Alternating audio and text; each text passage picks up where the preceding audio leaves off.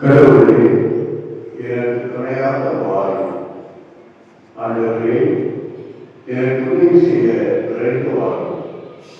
நீரே எனக்கு துணை, நீரே என்னை விடுவிப்பவர்.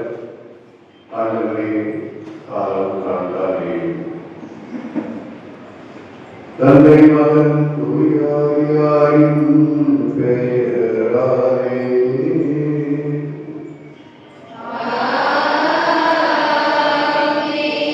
நம் ஆண்டவராகிய இயேசு கிறிஸ்துவின் அருளும் கடவுளின் அன்பும் தூயாரின் நட்புறவும் உங்கள் அனைவரோடும் இருப்பதாக.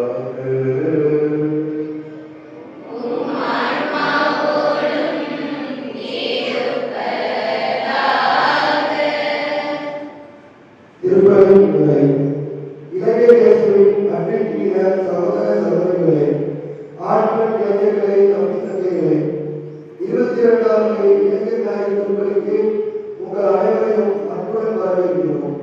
இலங்கை நாயகரை கொண்டாடும் வேளையில் நீங்களும் சான்று பகருங்கள். ஏனெனில் நீங்கள் தொடக்கம் முதல் என்னோடு இருந்து வந்து வருகிறீர்கள் என்ற கருப்பொருளின் அடிப்படையில் இந்நாளை சிறப்பிக்கிறோம். இன்றைய இளைஞர்களாக நாங்கள் எண்ணினார்கள், பொருட்புதல் வாரம், அடையாள சிக்கல்கள், மனநல சவால்கள், அருள்வாழ்வின் வெற்றிடம் போன்ற பல சவால்களை எதிர்கொள்கிறோம். ஆனால் இவற்றிற்கு நடுவிலும் எங்களிடம் படைப்பாற்றல், சமூக அக்கறை, துணிச்சல், மாற்றத்தை விரும்பும் ஆர்வம் போன்ற நலனுக்கும் ஆற்றல்கள் நிறைந்துள்ளதை உணர்ந்துள்ளோம். நாங்கள் ஒவ்வொருவரும் திருமணத்தின் மூலம் இயேசுவோடு உடன்பிறந்தார் ஒருவன் வாழ உணர்கிறோம். இந்த உணவை ஆரம்பிப்பதன் மூலமும் இவ்வுலக பொருட்களில் கற்றுக்கொள்ளாமல் இயேசுவின் அன்புக்கு எங்களது வாழ்நாள் முழுவதும் சான்றுபடுவதன் மூலமும் இந்த உலகை மாற்றியமைக்க முடியும் என்பதை நாங்கள் உணர்ந்துள்ளோம். எதிர்நோக்கி திருப்பணிகளாக நாம் அனைவரும் செல்ல வேண்டிய பாதையை இது இத்திருப்பதில் இறை சமூகமாய் ஒன்றிணைந்துள்ள என் உறவுகளை எங்களை வெறுக்காதீர்கள். எங்களோடு உடன் பயணித்து நாங்கள் கிறிஸ்துவுக்கு சார்ந்தவர்கள் செயல்களை ஏற்படுத்த தலைகளை அமைத்து தாருங்கள். எங்களுக்காக கொண்டாடுங்கள். இறைவன் நாம் அனைவருக்கும் நாம் அருளை பொழிய இத்திருப்பதில் செய்வோம்.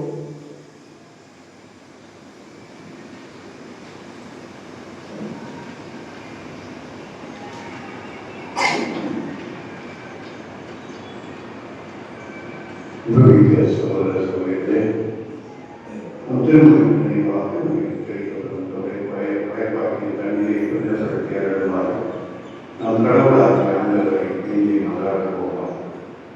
அவரே நம்முடைய எழுத்தாளர்களுடைய தூயாவின் உண்மையுள்ளவர்களால் நிலைத்திருக்க கடவுளாக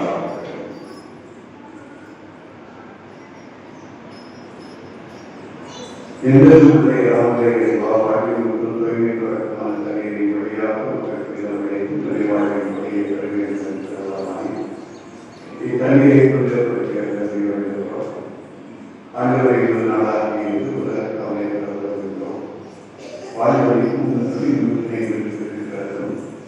இத்தண்ணீரினால் உங்கள் உள்ளத்தையும் உங்களை இணைத்திருந்தும் காத்தளிக்கிறார்கள். இவ்வாறு அவருக்கு நன்மை அனைவரும் உங்கள் வீட்டுக்கு திருப்பவும் கல்வி பெறுவோமா. எங்கள் ஆண்டவராகிய கிறிஸ்து வழியாக உண்மை நன்றாகிறோம்.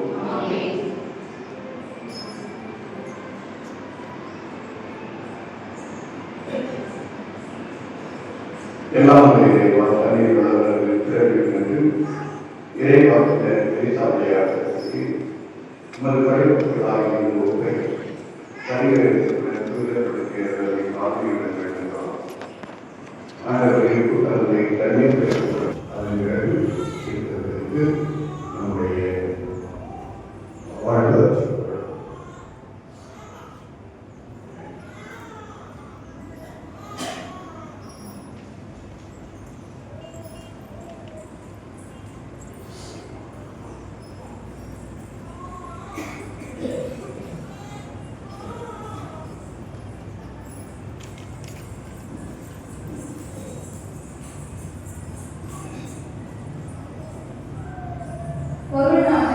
பேராசை தன்னலம் போன்ற இவ்வுலக பற்றுதல்களால் இறையன்மையும் பிறரன்மையும் புறக்கணித்துள்ளோம். ஈகமாக இணைந்து செயல்பட தவறியுள்ளோம். மனம் வருந்தி மன்னிப்பு வேண்டுகின்றோம்.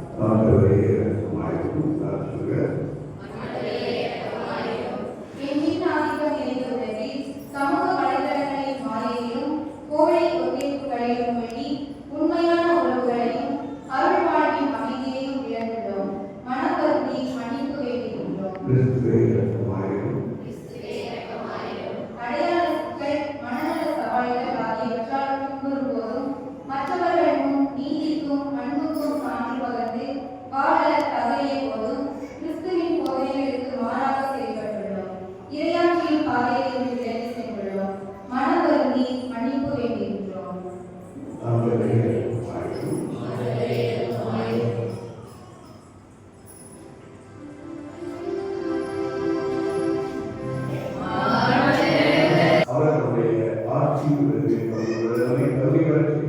Amen.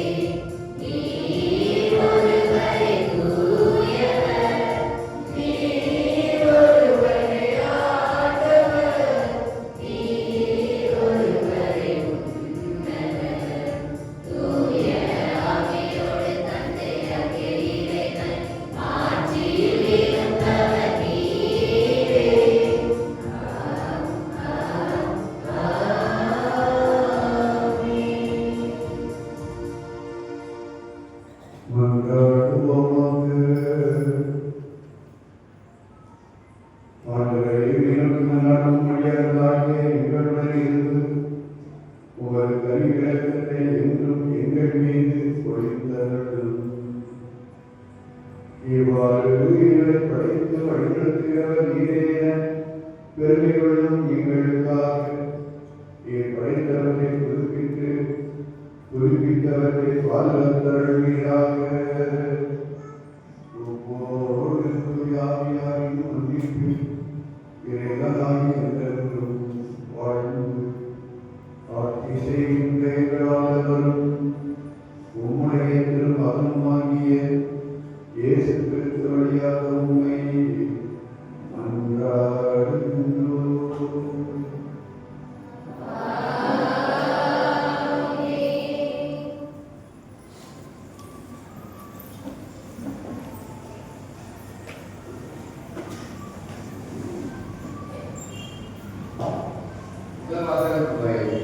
நமது கடின உழைப்பு, திறமை, ஞானம் ஆகியவற்றை கொண்டு நாம் சேர்க்கும் செல்வங்கள் இன்றி யாருக்கு போய் சேரும்? வாழ்நாளெல்லாம் உட்பட்டு செல்வ முதிலும் என்று ஏன் சபை உரிமையாளர் கூறுகிறார்? எதிர்நோக்கி தீர்ப்பளிக்கிறதாக இருக்கும் இன்றைய இளைஞர்கள் பெரும் முயற்சியை மேற்கொண்டு தங்கள் வாழ்க்கையை உருவாக்கி கொண்டிருக்கும் வேளையில் இந்த வாசகம் அவர்களுக்கு எந்த வகையில் செல்வங்களை கிடையாது என்பதை பற்றி சிந்திக்க அழைக்கிறது. வாசகத்திற்கு கவனமுடன் செவி கொடுப்போம்.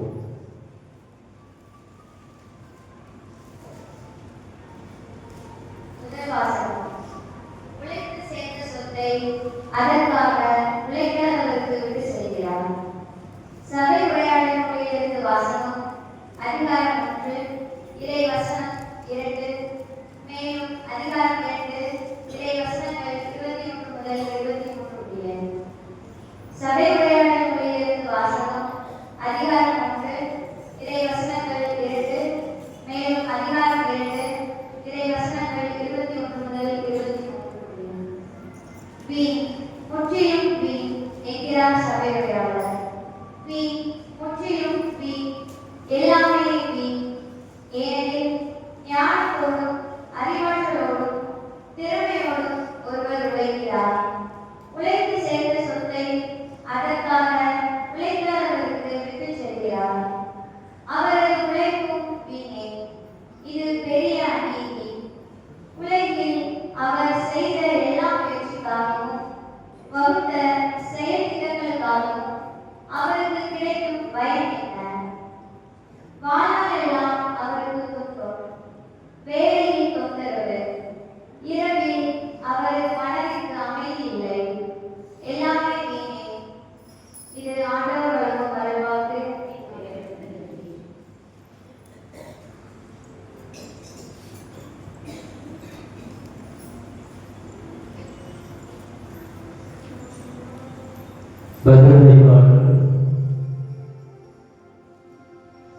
திருப்பாடல் சொன்னது நாம் பாட வேண்டிய பல்லவி.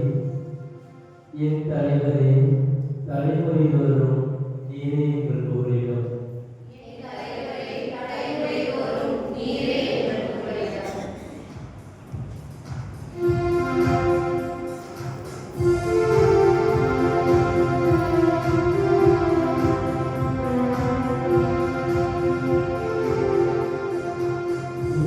Thank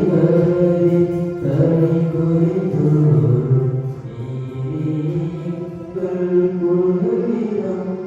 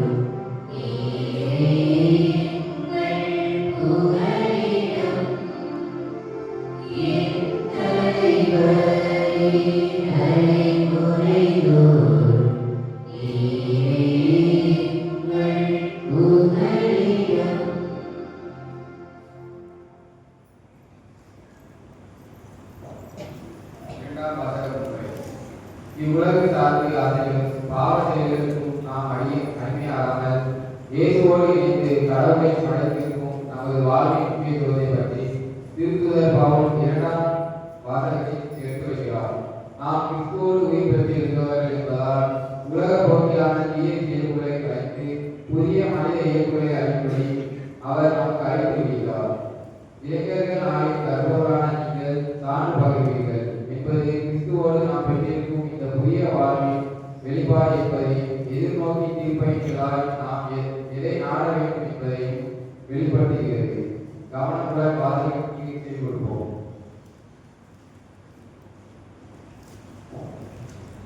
இரண்டாம் வாசகம். மேலுலக சான்றோரையே என்கின்றது. திருத்தூதர் பவுல் கொலோசியருக்கு எழுதிய திருமுகத்திலிருந்து வாசகம்.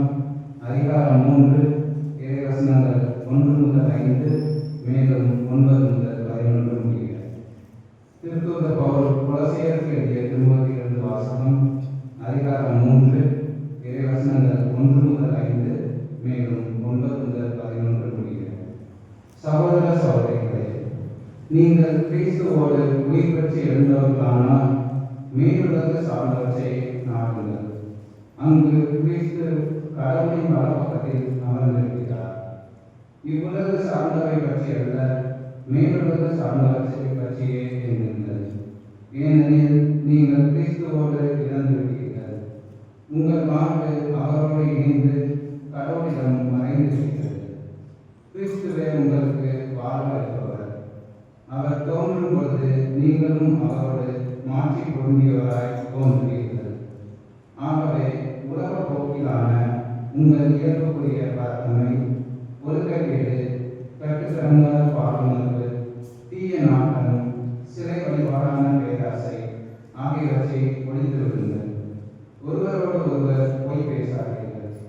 ஏனெனில் நீங்கள் பழைய மனித இயல்பையும் அதற்குரிய செயல்களையும் அறிந்துவிட்டு புதிய மனித இயல்பை அணிந்திருக்கிறீர்கள்.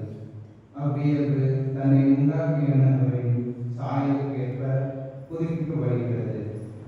இவ்வாறு நீங்கள் கடவுளை முழுமையாய் அறிய முடியும். புதுப்பிக்கப்பட்ட நிலையில் கிரேக்கர் என்றும் யூதர் என்றும் விருத்த சேதனம் பெற்றவர் என்றும் விருத்த சேதனம் பெறாதவர் என்றும் நாகரிகம் அற்றோர் என்றும் சீக்கியர் என்றும் அடிமை என்றும் உரிமை குடிமக்கள் என்றும் வேறுபாடு இல்லை. கிறிஸ்துவே அனைவருக்கும் அனைத்துமாய் இருப்பார். ஆண்டவர் வழங்கும் நல்வாக்கு.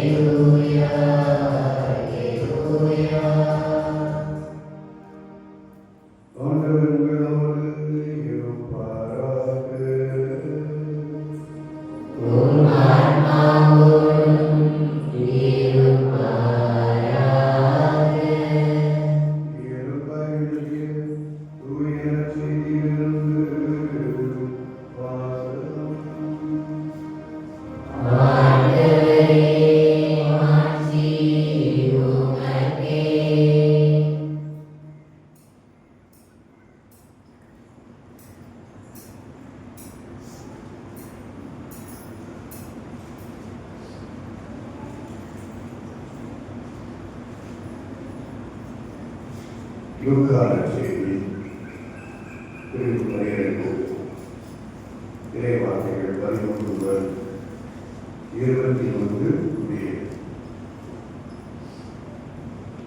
அக்காலத்தில் கூட்டத்தில் இருந்த ஒருவர் இயேசுவிடம், "போதகரே, சொத்தை என்னோடு பகிர்ந்து கொள்ளுமாறு என் சகோதரருக்கு சொல்லும்" என்றார்.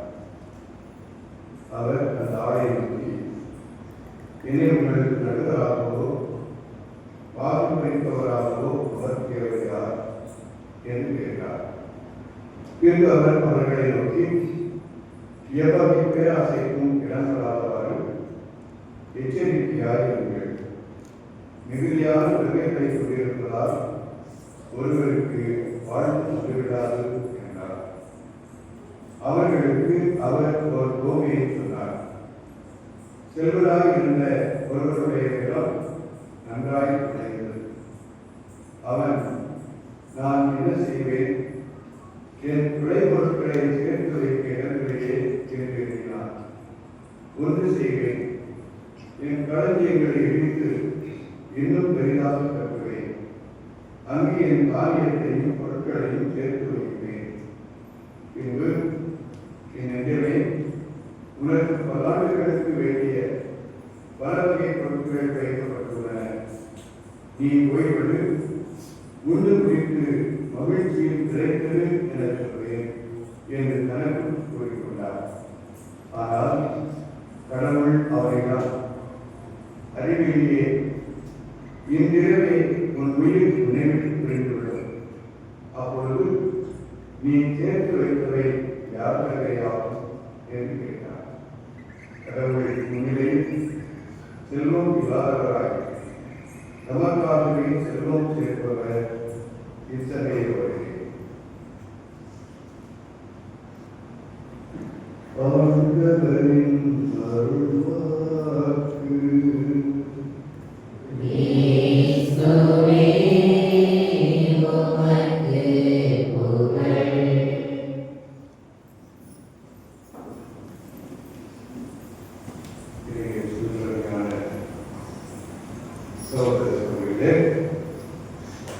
இன்றைய நாளை நம்முடைய தமிழர் பாதைக்கு இளைஞர் நாளிலாக கொண்டாட வேண்டும் என்று நினைத்திருக்கிறார்கள். இன்று நாம் கொண்டாடுவது 22வது இளைஞர் ஞாயிறு. 22 ஆண்டுகளாக இளைஞர் ஞாயிறை நாம் கொண்டாடி கொண்டிருக்கிறோம். இளைஞர்களுக்கு நாம் முக்கியத்துவம் கொடுக்கிறோம். முதல்ல இளைஞர்கள்னா யாரு அப்படின்னு தெரியும். இளைஞர்கள் யார்? 16 வயதுக்கு மேற்பட்டவர்கள், 33 வயது வரை உள்ளவர்கள் இளைஞர்கள். இன்றைக்கு திருப்பதி முதலை வாசிக்கின்ற பொழுது இளைஞர் இயேசு என்ற வார்த்தையை பயன்படுத்துவதை நாம் பார்த்தோம். இயேசு 33 ஆண்டுகள் வாழ்ந்தார், திருமணம் ஆகாதவர். அதே போன்று 33 வயது வரை ஒருவர் இளைஞர்தான். திருமணம் ஆகிவிட்டால் அவர் இளைஞர் தான் இருந்தாலும் இளைஞர் மன்றத்தில் இருக்க முடியாது. ஆனால் பல இடங்களில் நம்ம பார்க்கறது சொன்னா, நான் முதல்ல காமநாயகர் அந்த ஒரு இளைஞர் மன்றம் ஒரு 9 பேர் 10 பேர் இருப்பாங்க. 11 மாதம் இளைஞர் மன்றம், வேற இளைஞர் மன்றம் அது கிடையாது. அந்த இளைஞர் மன்றத்துக்குள் நாங்கள் அப்படின்னா அதில் யாருமே 50 வயசுக்கு பழக்கம் கிடையாது. விஷயம் தெரியுமா? அவங்க ஆரம்பிக்கும் போது இளைஞர்கள். ஆனால் அதை விட்டுட்டு அந்த இளைஞர்களை அடுத்தவருடைய இளைஞர்களை அதில் சேர்த்து அவர்களுக்கு இடம் கொடுக்க வேண்டும் என்ற எண்ணம் அவர்களிடம் கிடையாது. நான் கூப்பிட்டு பேசுகிறேன், நீங்கள் இந்த வயசுல இளைஞர் மட்டும் இருக்கிறார். நம்ம ஊரில் ஒரு இளைஞர்கள் இருக்கிறாங்க, அவர்களை எல்லாம் அதை சேர்த்தாங்க. அதெல்லாம் முடியாது. காரணம் என்ன? நாங்கள் ஒவ்வொரு மாதமும் சந்தாக்கி இருக்கோம். இவ்வளவு பணத்தை வச்சுருக்கோம். நாங்கள் புதுசாக சேர்ந்தவங்க அவ்வளோ பணம் இருக்க முடியுமா? அதுக்கெல்லாம் மற்ற இளைஞர்களுக்கு நான் ஒரு புதிதாக ஒரு இளைஞர் மன்றத்தை ஆரம்பித்தேன். அந்த இளைஞர் மன்றம் ஏறத்தாழ 42 இளைஞர்கள் திருமணமாகாதவர்கள் ஆண்களுக்கும் எனக்கு மிகுந்த துணையாக இருக்கிறார். அந்த பகுதியில் செய்த ஒவ்வொரு பணி நிலத்தை எடுப்பது, இன்னும் சில காரியங்களை செய்கிற போதுதான் நிறைய பகிர்ந்து நடக்கும். அந்த இளைஞர்கள் தான் என்னோடு இருக்கிறாங்க. அப்போ பணத்தை வைத்துக் கொண்டு நான் தான் இளைஞர் மன்றம் அப்படின்னு சொல்லிக் கொண்டிருப்பதில் அர்த்தம் இருக்கிறது. உண்மையில் இளைஞர்கள் ஆரம்பிப்பாங்க. புதுசாக இளைஞர்கள் தான் தேவைப்படுகிறாங்க. இருக்கிற இளைஞர்கள்லாம் அருள்மிகு 70 மேலோட நம்பக்கூடியவரை நாம் சிந்திக்க வேண்டும். வருங்கால தலைமுறையை வளர்த்து கொள்வது நம்முடைய கடமை. அப்போ அவர்களை நாம் உருவாக்க வேண்டும், அவர்களுக்கு பயிற்சி அளிக்க வேண்டும். இன்றைக்கு அத்தகைய ஒரு கண்காணிப்பு இல்லாததால் நம்முடைய பிள்ளைகள் பள்ளிக்கூடத்திலேயே போதைப் பொருட்களுக்கு அடிமையாக கொண்டிருக்கிறார்கள். மறுக்க முடியாது. அவங்க குறித்து சொல்ல சுட்டி காட்டியிருக்கிறாங்க, பேசியிருக்கிறது தவறு. இங்கே நம்ம செய்யக்கூடாது, தவறு சுட்டி காட்டி அவர்களுக்கு நேரடியாக பேசியிருக்கிறோம். போதைப் பொருட்களுக்கு அடிமையாக்கிய பள்ளி மாணவர்கள் அவர் யாருடைய தவறு? அவர்களை சரியான விதத்திலே நாம் கொண்டு வந்து சேர்க்கலாம். அவர்கள் ஓடிக்கை வாங்க அப்படிப்பட்டவர்களே உதாரணத்துக்கு சொல்ல வேண்டுமானால் கடந்த ஆண்டு திருவிழாவில் புதிதாக பார்க்க இளைஞர்கள் ஒரு 7 பேர் வச்சு ஒரு 11 நாள் போனது அதோட தேர்தலை போட்டு பேசிட்டு இருக்கேன். இந்த பேரோடு தான் பேசிட்டு இருக்கேன். விளையாட்டு சம்பளத்தில் ரிசல்ட் அடிக்க முடிஞ்சதா? இதுதான் நம்முடைய எதிர்பார்க்குமா? சிந்திக்க வேண்டும். அல்லாதவர்களே, நாம் வருங்காலத்தை எப்படி உருவாக்கி கொண்டிருக்கிறோம்? ஈடுபாடற்ற ஒரு திருச்சபையாக நம்முடைய ஊர் திகழ்கிறது அப்படின்னு சொன்னால் அதற்கு காரணம் இன்னைக்கு ஈடுபாடு இல்லாமல் இருக்கிறவர்கள் அல்ல, அவர்களை ஈடுபடுத்தாமல் இருந்த பெரியவர்கள். நிச்சயமாக சொல்கிறேன், எல்லாம் நம்மளுடைய பிள்ளைகள் எங்க போறாங்க, எப்படி இருக்குங்க, இதுக்கெல்லாம் கவலைகள். நம்ம ஊரில் 171 குடும்பம் இருக்கு. ஒரு குடும்பத்திற்கு ஒருவர் கோயிலுக்கு வந்திருந்தால் இன்னைக்கு 871 பேராக இருக்கணும். இருப்பாங்க இருக்குல்ல, ஏன்னா எனக்கு நல்லா தெரியும். ஒரு பாக்கெட் ஓத்தி 1000, ஒரு பாக்கெட் 1000 ஓத்தி இருக்கும். ஒரு மாதத்துக்கு ஓடும். நமக்கு சொல்றாங்க ஒரு 2 பேர் போகிறோம். நம்முடைய பிள்ளைகளை சரியான நிலையில் பழக்க வேண்டும் என்ற எண்ணம் நம்மிடம் இல்லை. படிக்கணும், படி படி படி படி படிக்கணும். டியூஷனுக்கு போகணும், நல்லதான். படிக்காமல் இருக்கக்கூடாது, நிச்சயமாக படிக்கணும். ஆனால் அதே சமயத்தில் நல்ல பண்புகளில் நம்முடைய பிள்ளைகளை வளர்க்க வேண்டும்.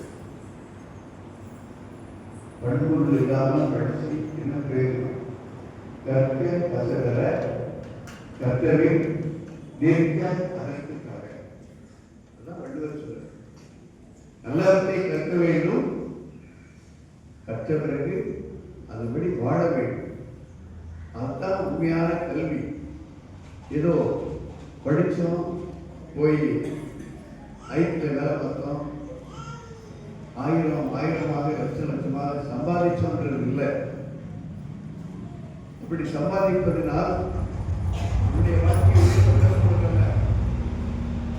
முதல் பாகத்தில் பார்க்கிறோம். நமக்கு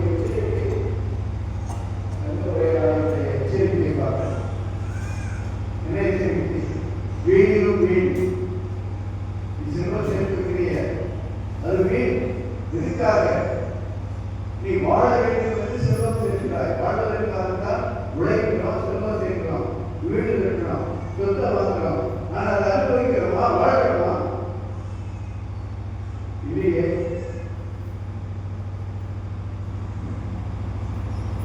அன்புக்குரியவர்களே, நாம் சிந்திக்க வேண்டும்.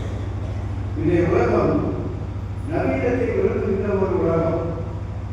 வளர்ச்சி என்ற முறையிலே வறுமை கோட்டை கடினப்படுத்துகின்ற ஒரு உலகம். மேலும் மேலும் வறுமை கோட்டிற்கு கீழ் வாழ்கின்ற மக்களுடைய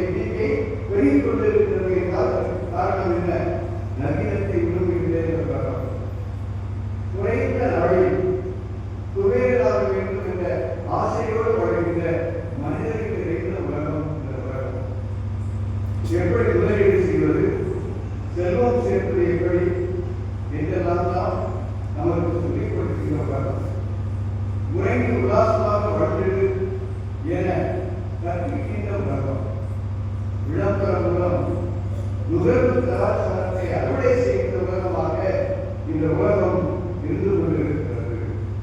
இப்படிப்பட்ட இந்த உலகத்திற்கு இன்றைய வாசகர்கள் ஒரு எச்சரிக்கையாக அமைவதை நாம் பார்க்கிறோம். கடவுள் முன் செல்வம் உள்ளவர்களாக, அறிவுள்ள ஏழைகளாக, ராசர்களாக நாம் வாழ வேண்டும் என்று இன்றைய வழிபாட்டு வாசகர்கள் நமக்கு அழைப்பு கொண்டிருக்கிறது. ஒரு அருமையான சினிமா பாடப்படலாம். ஆசைதான் கடவுளா, கடவுளுக்கு பதில் தெரிவிப்பதா. நீங்க அதனுடைய எண்ணம் காசு கொடுத்தா போதும், வேற எதுவும் வேண்டாம். காசு கொடுக்கறதுனால நாம போய்கொண்டே காசு கிடைச்சா எதையும் வரவிக்க தயாராக இருக்கிறோம். எதையும் வரவிச்சிருக்கோம் வேண்டாம் எனக்கு. அப்படிப்பட்ட அந்த உலகத்திலே கடந்து கொண்டிருக்கின்றோம். இந்த நயவஞ்ச உலகத்தில் மாயைக்கு நம்மை உட்படுத்திவிடக் கூடாது என்ற எச்சரிக்கையை தான் இன்றைய நற்செய்தி நமக்கு சொல்கிறது. இந்த நற்செய்தி அதை அருமையாக பார்க்கலாம். எங்கே ஆரம்பிக்குது? ஒரு பங்காளி சண்டையில் ஆரம்பிக்கும். பங்காளி சண்டை இயேசுவை ஒருவர் கேட்கிறார். என்ன கேட்கிறார்? என்னுடைய சகோதரன் என்னோட சொத்தை பங்கிட்டுக் கொள்ளுமாறு அறிவுறுத்தும் அவர் சொல்லும். பங்காளி சண்டை அவர் இயேசு கேட்கிறார். இந்த பாரம்பரிய காரியத்தெல்லாம் செய்வதற்கு நான் இருக்கிறேன் யார் சொன்னார்? அதுக்காக நான் இந்த உலகத்துக்கு வரவில்லை, நான் உலகத்துக்கு வரவில்லை என்று அவர் சொல்லி எது உண்மையான செல்வம் என்பதை எடுத்துரைப்பதற்கு ஒரு அருமையான உண்மையை சொல்கிறார். அருமையான உண்மையை சொல்கிறார். நாம் அந்த சகோதர சகோதரிகள் பங்காளியாக ரெண்டு பேரும் சகோதரர்கள் இருக்காங்க. ரெண்டு பேரும் சந்தோஷமா இருக்கலாம். ஏன் என்னை விட அவர் உயர்த்தக்கூடாது, என்னை விட அடுத்த உயர்த்த இருப்பார். என்னை விட என் சகோதரன் பெரியவனாக இருப்பார், பணக்காரனாக இருப்பார், பேர் புகழ்ச்சி விடக்கூடாது. இதுதான் அந்த குழந்தைதான் இந்த பங்காளி சண்டைக்கு காரணமாக இருக்கிறது.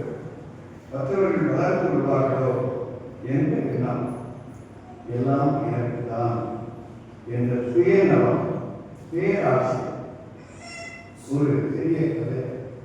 ஒரு விவசாயி எல்லாம் பாடுபட்டு பாடுபடுவதற்குமல்ல அழகான பாடல். அந்த விவசாயி ஒரு நாள் மாலை நேரத்தில் வேலை தன்னுடைய மாட்டு வண்டியில் வைக்கோலை ஏற்றிக்கொண்டு அதுக்கு பாட்டு பாடி போகிறார். ஒரு ஆற்றை கடைமுறை ஆற்று போது பாட்டு வண்டி அந்த ஆற்றை கடந்து செல்ல வேண்டும். அந்த ஆற்று கையை வந்தபோது அவருக்கு ஒரு தேவதை கிடைக்கிறார். அவரை பார்த்துருக்கிறார். நீங்க அருமையா பாட்டீங்க, உங்க பாட்டை நான் ரசித்தேன், உங்களுக்கு ஏதாவது பரிசு கொடுக்க வேண்டும் என்று விரும்புகிறேன் அப்படின்னு சொல்லி அவருடைய கையில 2 கூழாங்கல்லை கொடுத்தார்.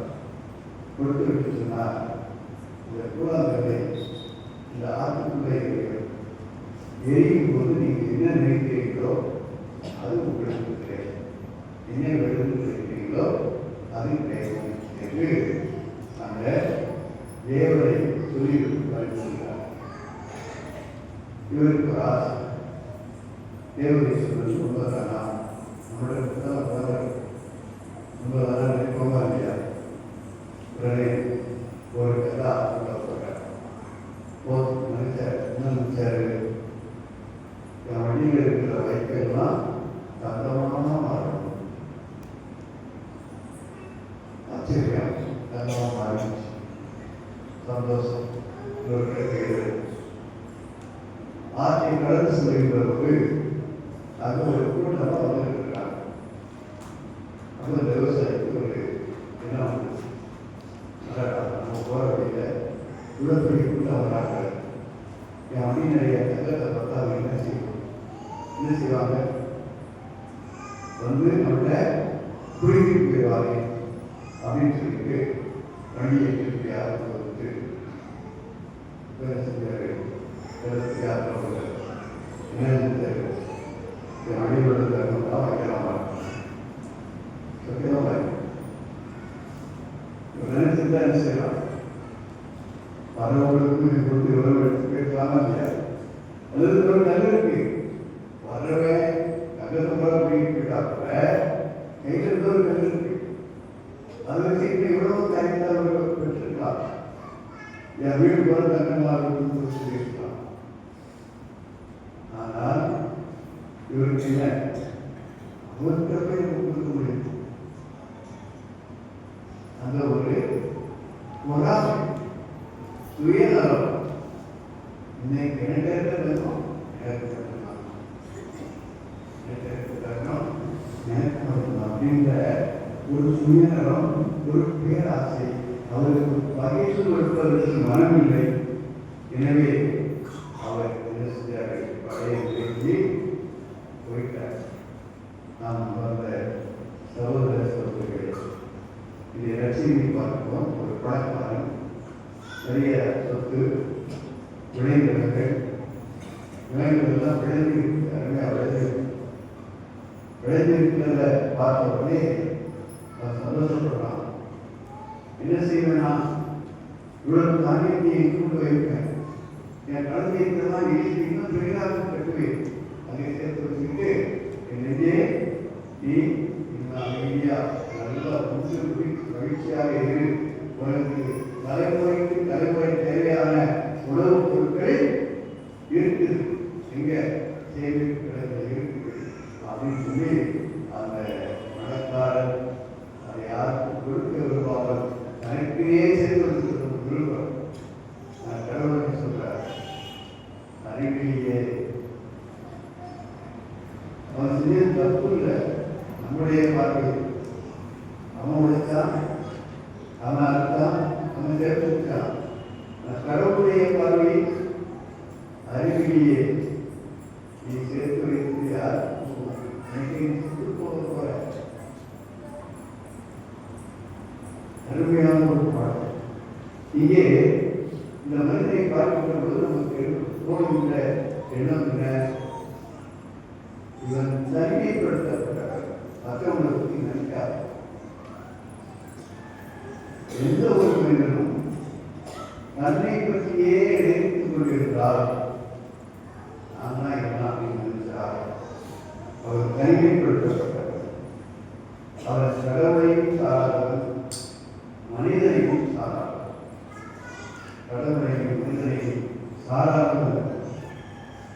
எனவே ஆண்டவர் என்ன சொல்கிறார்? கடவுள் முன்னாலே செல்வமுடையவராக இருக்க வேண்டும், அறிவுள்ள ஏழைகளாக இருக்க வேண்டும், அறிவுள்ள ஏழைகளாக இருக்க வேண்டும். யோபாகமம் 1:21 யோபாகமம் 1:21.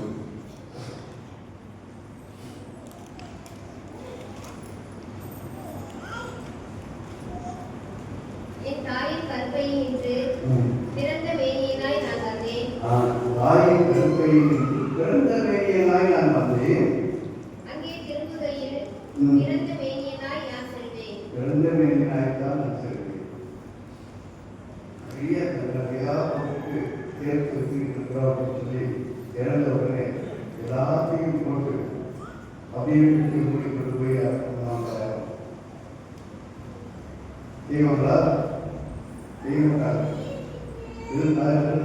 பார்த்தா இந்த கையில் ஒரு வெள்ளி ஜோமாரம் இருந்துச்சு. இந்த சின்ன ஜோமாரம் வந்து ரோசரி சொல்லுவாங்க, அதை எடுத்துருக்கு. அதை யோசிக்க அதை நாம யோசிப்பதில்லை. நீங்கள் வறுமையும் வளமையும் நிரந்தரம் அல்ல. நீதிமொழிகள் 27:4 வறுமையும் வளமையும் நிரந்தரம் அல்ல. கிறிஸ்துவை நாம் ஆதாயமாக்கிக் கொள்ள வேண்டும். பிலிப்பியர் 3வது பிலிப்பியர் 3:8.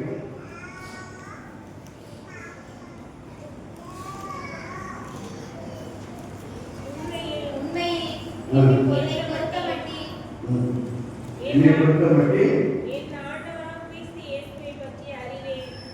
ஆண்டவராகிய இயேசு கிறிஸ்துவை பற்றி அறிவேன். நான் பெறும் ஒப்பற்ற செல்வம். நான் பெறுகிற ஒப்பற்ற செல்வம்.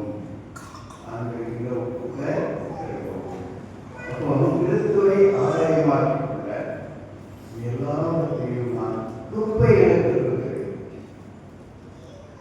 கிறிஸ்துவை ஆதாயமாக்கிக் கொள்ள எல்லாவற்றையும் நான் குப்பை எடுத்துள்ளேன் என்கிறார் பவுல். இவ்வளவு ஆழமான ஒரு பிடிப்பு இயேசுவில் இருந்தால் அவர் இந்த வார்த்தைகளை சொல்லி இருக்க முடியும் என்பதை நாம் எண்ணி பார்க்க முடியும். இது எவ்வாறு சகோதரர்கள் இன்று நாம் எண்ணி பார்க்கிறோம். நம்முடைய நிலைமை என்ன? குறிப்பாக நம்முடைய இளைஞர்கள் இந்த இளைஞர்களுக்கு குறிப்பிட்டவர்களாக வாழ்கிறார்கள் அப்படின்னு ஒரு இளைஞர்கள் பொறுப்படுகிற இளைஞர்களை பொறுப்புடனே நீங்கள் 5 ஏக்கர் வாங்கி இருக்க நான் உங்களுக்கு தேவையான சாதனத்துக்கு ஏற்பாடு செஞ்சு தரேன்.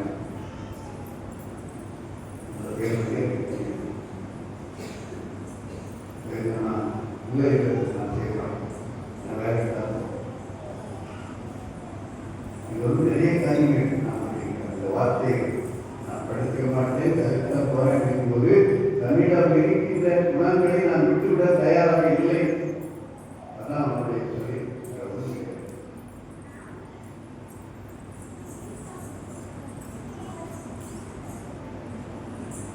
நிறைய பேர் கருத்துல ஏதாவது சொன்னா கேட்குறது. காரணம் என்ன? சில நாட்டை போதை பொருட்களாக உள்ள இந்த நாட்டங்கள் இன்னும் தீய நட்புகள் யாரோட இருக்க நண்பர் யாருன்னு சொல், நீ யாருன்னு நான் சொல்கிறேன். இன்னைக்கு நிறைய பேர் ஆன்மீக காரியங்களில் ஈடுபாடு செய்கிறார்கள். காரணம் அவர்களுடைய சேர்க்கை அவர்களை பற்றி விசாரணை அவரை போய் கேட்டிருக்கிறார்.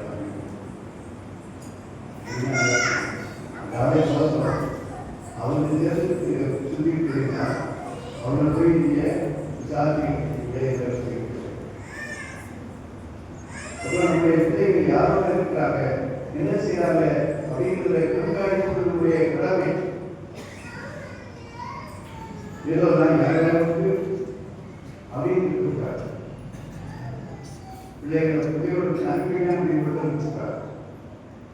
அவர்கள் எந்த நிலையில் இருக்கிறார்கள், படிக்கிறார்களா, நல்ல பண்புடைய வளர்த்திருக்கிறார்களா, அல்லது புதிய பண்புகள் இருக்கிறா என்பதையெல்லாம் கவனித்து அவர்களை ஆளாக்க வேண்டியது பெற்றோராகிய அல்லது பெரியவராகிய நம்முடைய கடமை.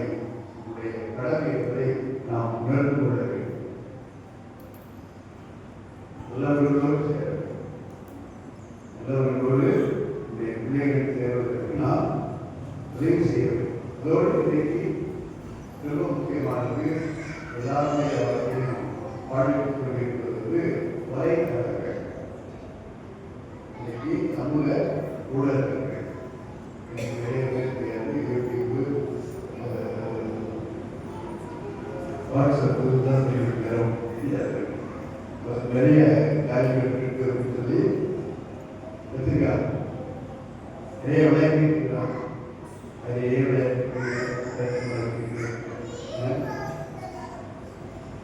இவ்வளவு நேரத்தில் வேஸ்ட் ஆகிட்டு இருக்கா. இங்க வராதவங்க வாங்கினா அந்த புள்ளிவரத்தில்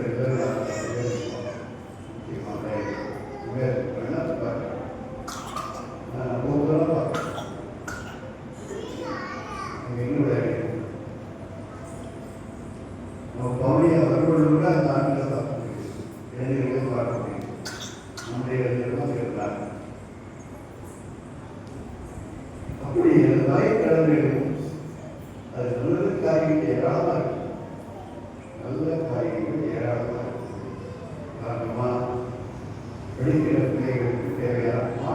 கூட இன்னைக்கு வலைத்தளங்கள் வருது, நெட்டில் வருது. அதை எப்படி இருக்கோம்?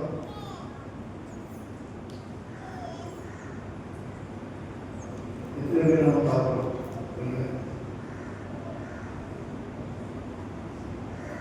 இன்னும் பல நல்ல காரியங்கள் டிவியில் இருக்கு. ஆனால் நம்ம இதெல்லாம் போய் பார்க்க போகிறோம். நிறைய பேர் உள்ள கட்டிகிட்டே இருக்கோம். சீரியல் போல தமிழ் உள்ள நடத்திருக்காரு. போன உடனே சீரியல் உட்கார்ந்து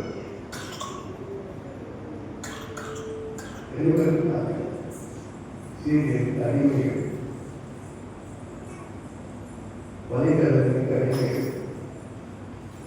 இப்படிப்பட்ட இந்த சூழல் அவற்றை எல்லாம் நல்லவற்றுக்காக பயன்படுத்த முயற்சி செய்கிறது. நல்லதான், நல்லது நல்ல காரியம். ஆனால் நாம நல்லதாக பயன்படுத்தணும். இல்லைன்னு சொன்னாலுமே அது அழிவுக்கே கொண்டு போகும். அழிவுக்கே கொண்டு. எனவே இந்த காரியங்களை எல்லாம் கல்வி எழுதி நாம சிந்திக்க வேண்டியது என்ன? நான் யாருக்கு இந்த உலகத்துக்குரியவனா அல்லது கிறிஸ்துவுக்குரியவனா? இந்த உலகத்துக்குரியவனா கிறிஸ்துவுக்குரியவனா அப்படிங்கிறது நாம எண்ணி பார்க்க வேண்டும். உலக பொருட்களால் உங்கள் ஏற்கக்கூடிய பரத்தனை ஒழுக்கக்கேடு கட்டுக்கடலாத பாலுணர்வு தீய நாட்டம் திரை வழிபாடான பேராசை ஆகியவற்றை ஒழிப்புகளிலிருந்து திருத்துவத்தோடு அருமையாக இருக்கிறார். அதே போல அவர் தொடர்ந்து சொல்லும்போது இருக்கிறார், புதுப்பிக்கப்பட்ட நிலையில் நம்மளால் புதுப்பிக்கப்பட்டவர்கள், புதுப்பிறப்படைந்தவர்கள் வரத்தொடர்ந்தார். திருமுழுக்கில் நாம் புதுப்பிறப்படைந்திருக்கிறோம், கிறிஸ்துவை அணிந்திருக்கிறோம், கிறிஸ்துவனுடைய பண்புகளை நாம் அணிந்திருக்கிறோம். எனவே புதுப்பிக்கப்பட்ட நிலையில் என்ன செய்யணும்? நாம் கிரேக்கர் என்றும் யூதர் என்றும் கிறிஸ்தவர்களும் பெற்றோர் என்றும் விருத்த செல்வம் பராபரம் என்றும் நாகரிக மற்றோர் என்றும் சீக்கியர் என்றும் அடிமை என்றும் விடுவிப்பவர் என்றும் வேறுபாடு இல்லை. அனைவர்களும் அனைத்துமாய் கிறிஸ்துவே இருக்கிறார். எல்லாருடைய யார் இருக்கிறாங்க? யார் இருக்கா?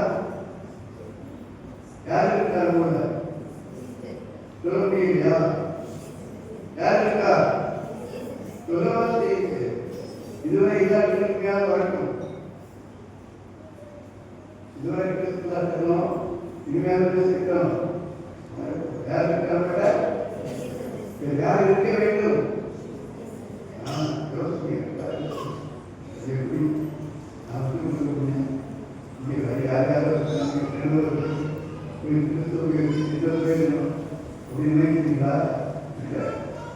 அவர்களும் ஒப்பற்ற செல்வம். கிறிஸ்துதான் ஒப்பற்ற செல்வம். அந்த கிறிஸ்துக்குரிய பண்புகள் என்ன அப்படிங்கிறத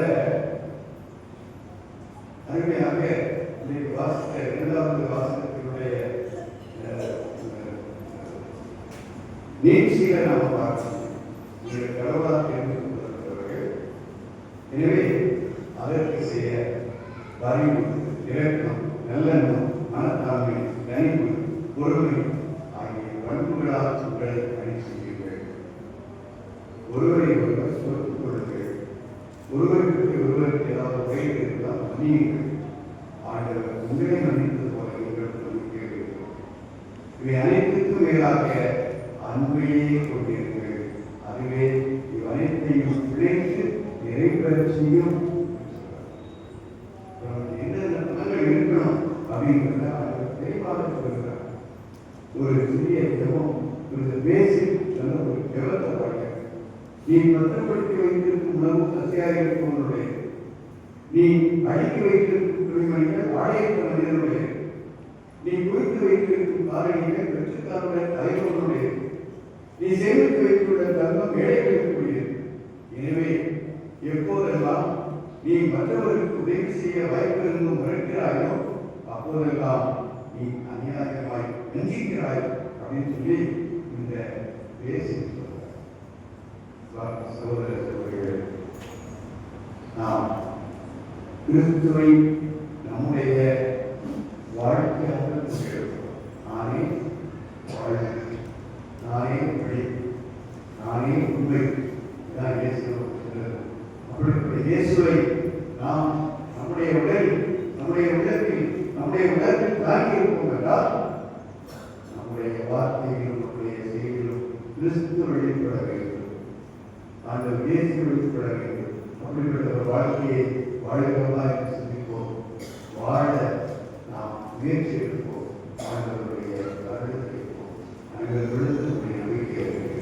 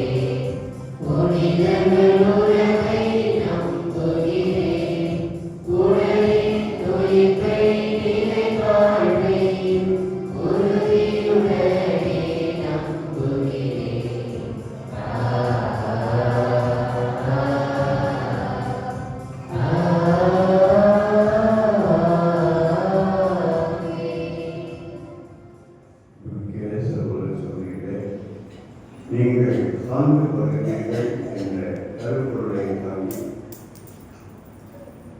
இளைஞர் நாயை கொண்டாடி கொண்டிருக்கிறோம்.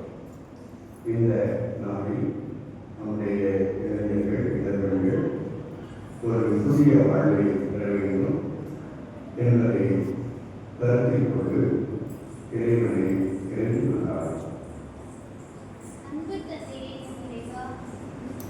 திருச்சபையில் உள்ள ஆயர்கள், அருள் பணியாளர்கள், துறவிகள், பொதுநிலையினர் ஆகிய அனைவரும் எதிர்நோக்கின் திருப்பயன்களாய் இளைஞர்களுக்கு சரியான வழிகாட்டவும் முன்மாதிரிகளாய் திகழவும் அருள் தாரும். அவர்கள் கிறிஸ்துவின் சாட்சிகளாக வாழ்வதற்கு தேவையான அருள் வாழ்வின்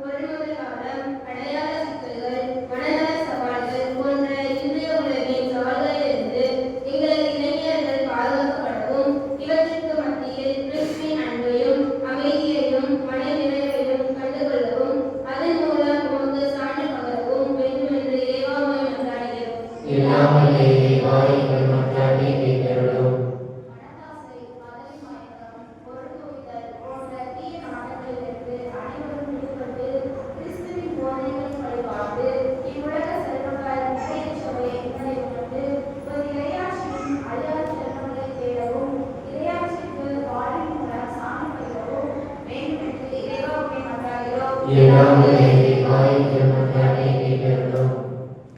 நோய்வாய்ப்பட்டிருக்கும் அனைவரும் மன அமைதியின்றி துன்புறுவோரும் உமது ஆறுதலையும் கருணையும் ஆற்றலையும் பெற்றுக்கொள்கிறோம்.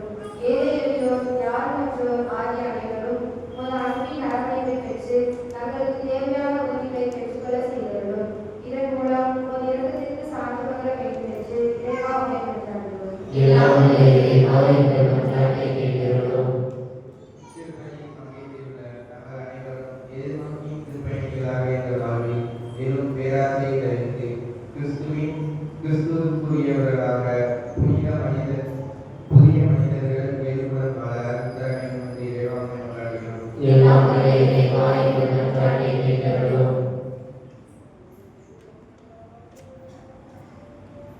உங்களுடைய நேரத்தை விடுவித்தாலும்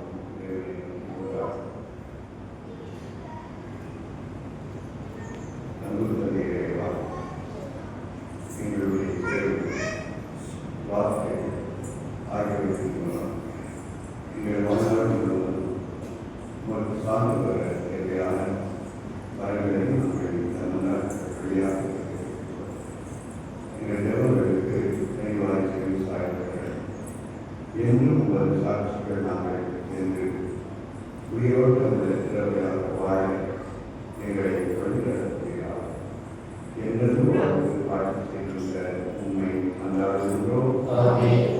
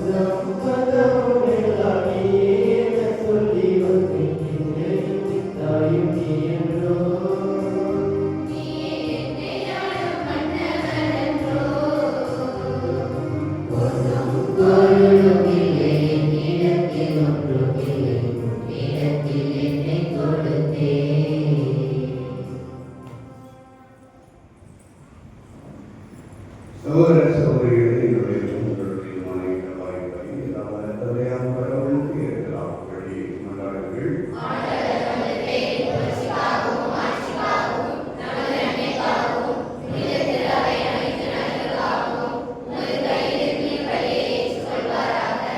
ஆண்டவரையே காணிக்கைகளை கைவிடப் புரியப்படுத்திய உண்மையை வெறுக்கின்றோம். இந்த ஆன்மீகத்தை பணியை நீங்களே ஒரு நிலையாக மாற்றுவீராக எங்கள் ஆண்டவராகிய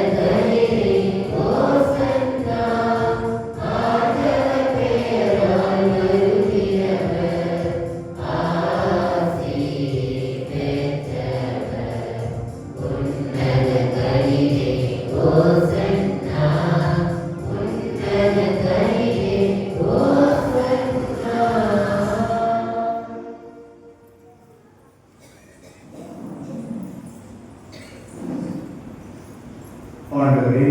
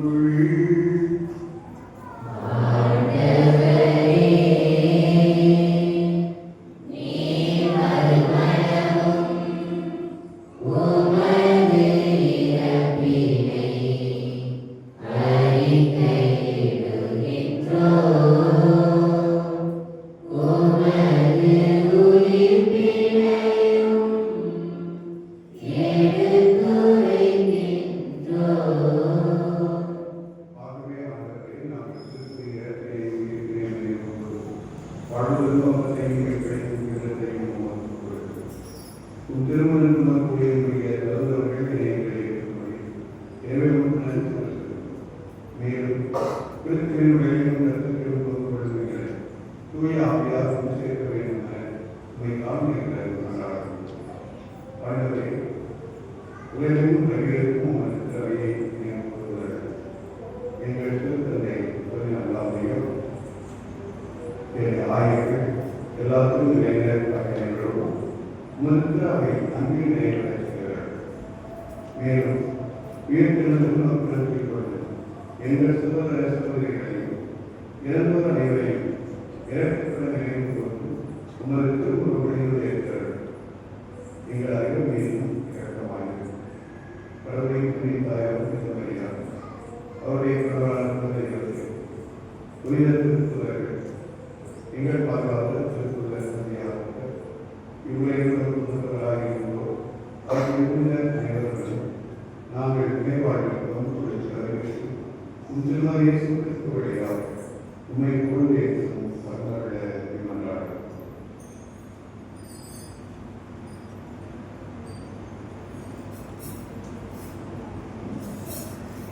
இவர்கள்